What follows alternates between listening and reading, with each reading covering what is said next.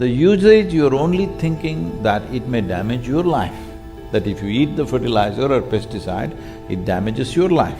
What are the extra micronutrients this particular fruit has?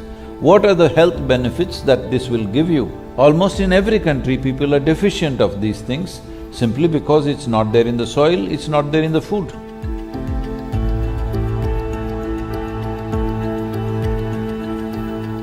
When the produce comes to the marketplace, right now, suppose if you go to the market, they say, this apple is organic.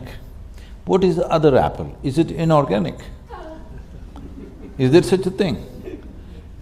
So, right now this complex thing of trying to check how much fertilizer, how much insecticide or how pesticide is in this apple is an impossible thing, believe me. Because on which day you applied it? When it was flowering, did you apply it? After it became a small fruit, did you apply it? After it became a big fruit, did you apply it? What season did you apply it? Did it rain on that day? Was it sunlight that day? All these things will determine how much of it actually gets into the produce, not exactly the usage. The usage, you're only thinking that it may damage your life, that if you eat the fertilizer or pesticide, it damages your life. This is like you're concerned about the fruit, but you're not concerned about the root. The fundamental principle that there should be organic content in the soil, because that is the food for the microbial life. Without that, we are starving them. If we starve them, they will starve us one day. It's just a question of time. So right now the concern is to keep the soil organisms alive, because only if they stay alive, we will all be alive, because we are just a consequence of that life. Even in terms of evolution, we are just a consequence of that. So, when the fruit or the vegetable comes to the marketplace, instead of marking it as organic and whatever else the rest is, if you mark it as this fruit comes from a field which has 3% organic content.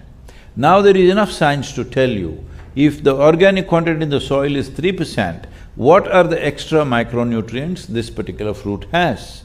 What are the health benefits that this will give you? What are the preventive things that will happen to you in terms of ill health? All this science is already there. Both physical and psychological health is very connected to the micronutrients we consume. Right now we've been through a pandemic. You don't need to consult any great virologist. If you ask any basic doctor, they will tell you, if you're lacking vitamin A, B6, B12, folate, iron, zinc, magnesium, you will be more susceptible to respiratory infections. This is a known thing. And just look at this in the world, almost in every country people are deficient of these things simply because it's not there in the soil, it's not there in the food.